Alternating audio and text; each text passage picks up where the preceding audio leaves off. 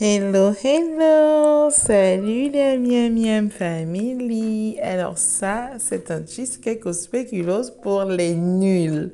En fait, même si c'est votre tout premier cheesecake que vous n'en avez jamais fait, que vous ne savez pas comment en faire un, avec cette recette, vous y parvenez. C'est vraiment du cheesecake basique pour les nuls. Après, sur la chaîne, j'ai déjà d'autres recettes de cheesecake que vous pouvez voir que j'ai posté il y a environ 2 ans. Ok, là on va y aller, c'est vraiment super simple, vous allez voir même au niveau des invasions, des choses que vous trouvez facilement, la méthodologie aussi est super facile, ne vous prenez pas la tête, ne paniquez pas, on va le faire ensemble, ok. Ça je l'ai fait pour l'anniversaire de mon mari, je suis rentrée du travail, je l'ai fait tout rapidement, je l'ai mis au frigo et vous voyez en fait c'est facile, ok. Ici nous avons les ingrédients qu'il nous faudra, vous voyez c'est déjà assez facile parce que c'est basique. Là, vous avez des biscuits spéculoos, ok, Biscoff, de la marque Biscoff, sinon la marque que vous voulez, mais ça doit être des biscuits spéculoos, c'est 250 grammes de biscuits spéculoos. Ok, voilà. À côté, vous aurez du beurre, environ 2 cuillères à soupe de beurre, on va dire comme ça. C'est ce qu'il nous fera pour la première étape. À côté, là, ce que vous avez, c'est de la crème fraîche. La crème épaisse d'environ au moins 30% de matière grasse, ok? Là, c'est du fromage Philadelphia ou de ce type-là. On en a pour 600 grammes de Philadelphia ou de tout autre fromage à tartiner de ce type, ok?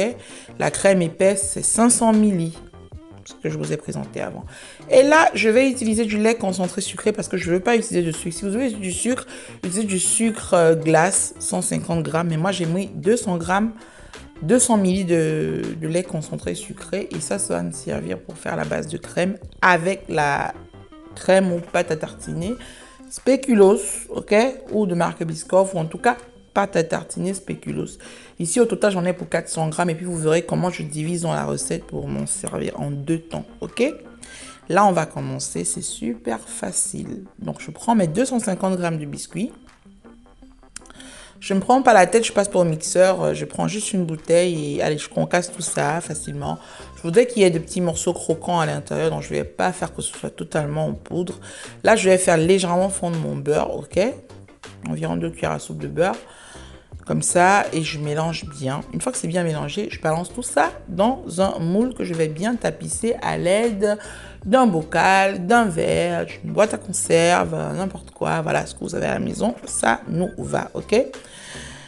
Je vous précise jusqu'en plus des 250 grammes de biscuits, il vous faut environ une dizaine de biscuits de côté, en plus des 250 grammes. Bon, là, on va mettre au frigo les biscuits, ok?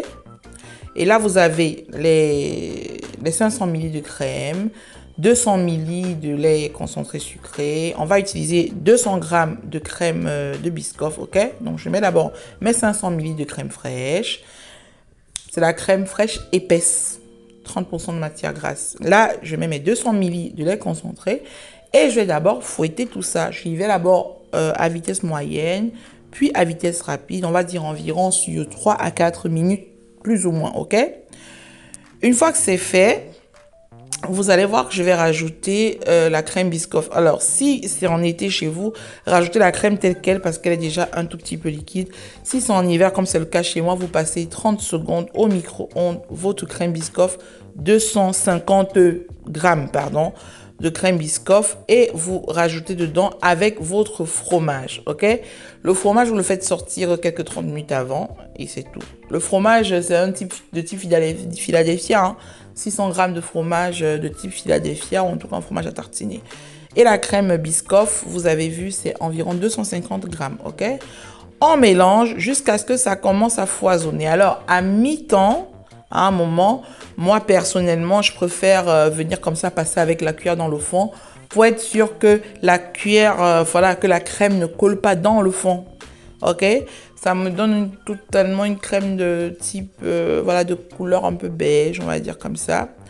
Et vous allez voir petit à petit la consistance que ça prend. C'est vraiment une très belle consistance, ça fait fluffy, ok? Donc on va y aller vitesse maximale cette fois-ci parce qu'avant c'était à vitesse moyenne. Et jusqu'à ce que ça commence justement à foisonner. Dès que ça commence à foisonner, on s'arrête. On ne voudrait pas que ça commence à former des grumeaux, ou ça commence à virer vers du beurre, non. Vous voyez, ça doit ressembler à ça. Regardez la consistance. Waouh! Ça, c'est juste parfait.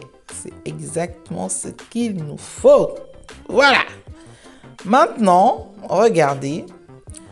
Regardez à quoi cette crème ressemble. Alors, je vais reverser tout sur ma base biscuitée que j'ai déjà mis au frigo. Voilà, vous pouvez mettre au congélateur ou au frigo en attendant, voilà. Et là, on va reverser dessus, tout simplement, ok? Moi, je l'avais mise au frigo, mais après, vous pouvez mettre au congélateur la base biscuitée. Alors, tant qu'on fasse la crème et tout ça. Et puis, on va juste, comment dire ça? On va niveler.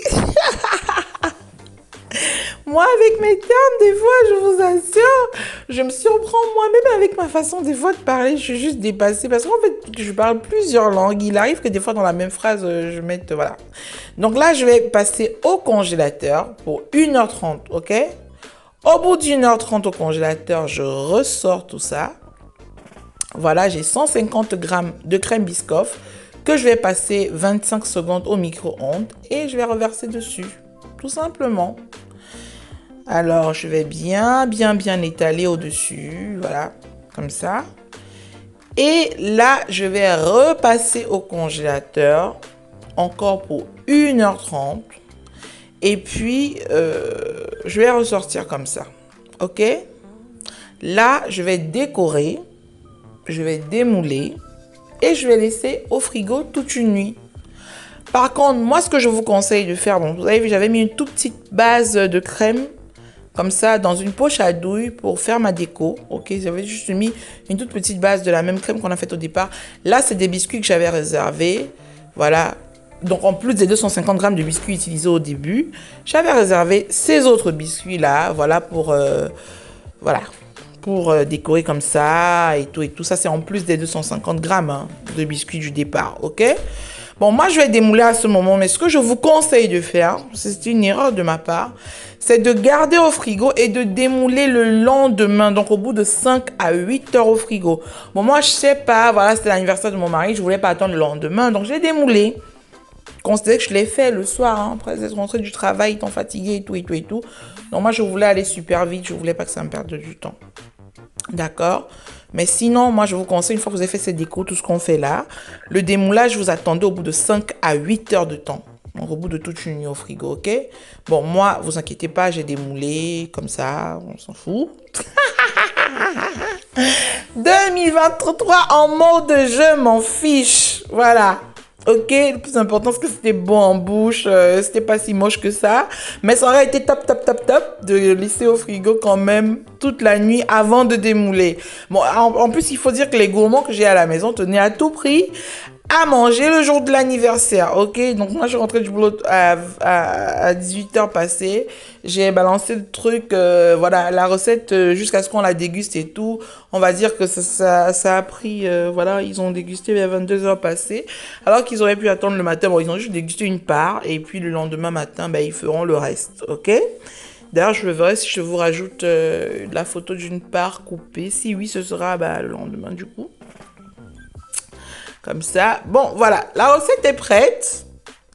Moi, je vous dis de vous abonner. Parce que YouTube me signale que vous êtes très nombreux. 97% de personnes qui regardent les vidéos de la chaîne ne sont pas abonnés. Ça veut dire que cette chaîne génère un flux de personnes énorme. Mais tout ce que vous faites, c'est regarder les vidéos, vous en servir, au lieu de cliquer aussi sur le bouton s'abonner, activer la cloche de notification afin de recevoir toutes les nouvelles recettes que nous postons. Et c'est important, c'est votre façon de nous motiver. Donc, abonnez-vous pour ce 2023. Franchement, faites exploser la chaîne d'abonnés, d'accord? Miam, miam.